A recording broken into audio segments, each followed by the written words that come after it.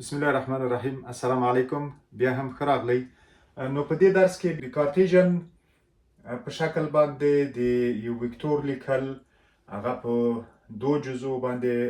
اړول دي چې یو جزء د اف کوساین دی تیتا آی حد او بل د اف ساین دی تیتا جی حد، چې موږ ویلې چې آی حد معنا دا چې دا د ایکس په ډایرکشن باندې ده او جی حد د وای په ډایرکشن بدل ده. فقط موږ ته هغه ډایرکشن دی وکتور راښیي یا د اجزاو دی وکتور ډایرکشن دی موږ ته راښیي آی حد او جی حد او کې حد چې هغه د زید په محور باندې ده.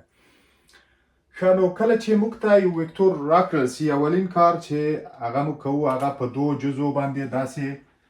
کولی سو چې وښیو دا د ایکس په محور باندې دغه د اف یو وکتور او دا هم د وای په محور باندې، او همداسې کولی سو اف دوه وکتور داسې وښیو په دې قسم باندې. دا یو جز دا د په بل جز، همداسې اف درې وکتور دا د وای په محور باندې یو جز او دا د ایکس، او د اف څلور وکتور هم دا د ایکس په محور یو جز او دا هم د وای په محور یو جز. اوس د دې په خاطر باندې چې کار مو اسانه کړی وي، راځئ دغه یو مثلث تشکیل کو په دغه رقم باندې. نو دا مثلث موږ ته څه ګټه کوي؟ فرض کړه دغه جزء دې راواخیسته، دلته دې وښودله. نو دلته اوس وګورئ دا زاویه چې ده، دې زاویې ته دا مقابله ضلع کېږي، یعنې دغه جزء دلته چې راوړو دا کېږي مقابله ضلع، او په دې باندې موږ پوهېږو چې ساین د یو زاویې مقابله ضلع پر وتر باندې، دلته مې ولیکل ساین د تیتا مقابله پر وتر باندې. نو بناً دا موږ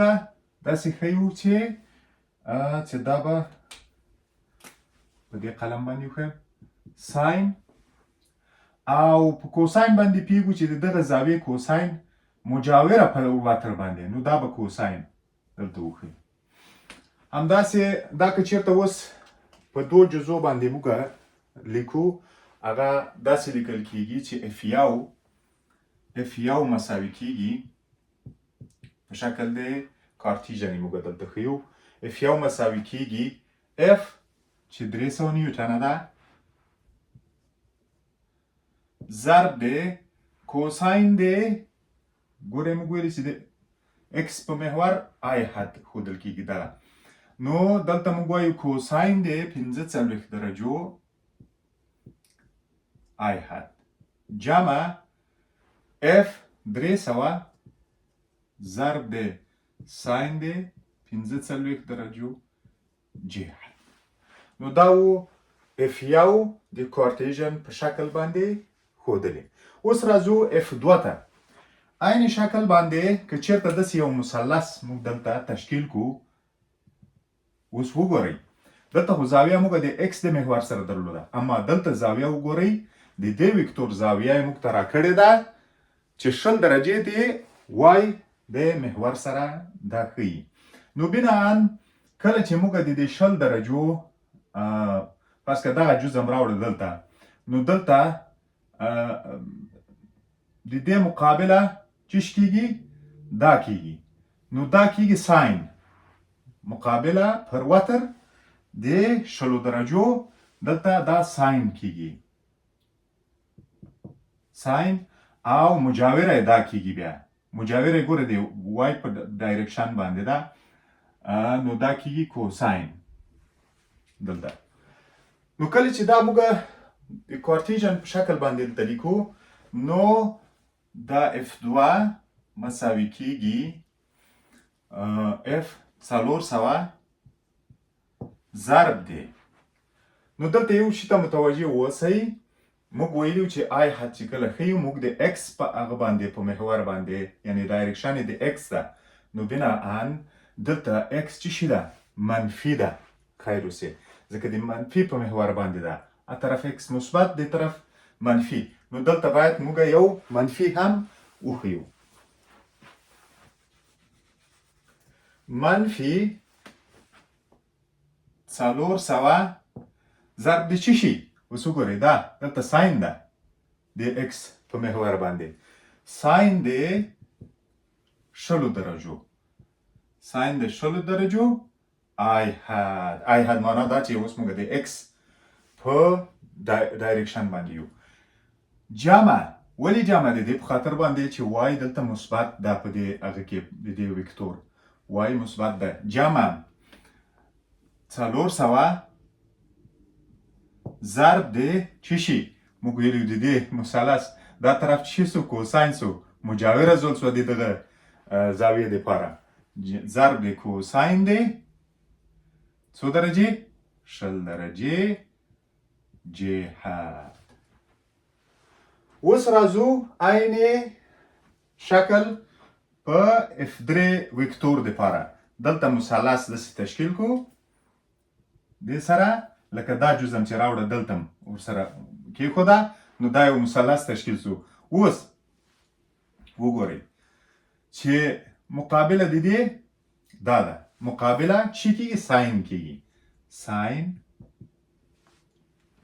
او مجاوره کوساین ښه f3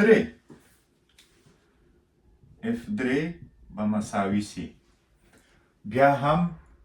دا طرف چی شي ده په منفي طرف ته ده منفي x منفي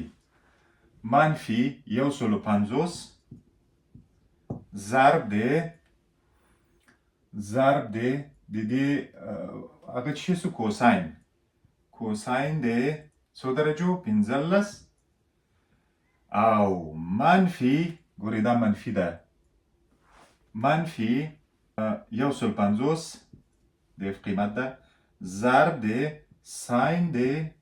15 درجه جهت دلته مې آی حد پرېښی دا ده آی حد هغه سره هغه ونولی سي هغه سره داسې زه جدا کړم چې وروسته بیا تاسو پکې ګډوډ نه سئ ښه راځو f4 ته عین شکل دلته یو دا فرض که دغه جز راوړم دلته نو دا چیش کیږي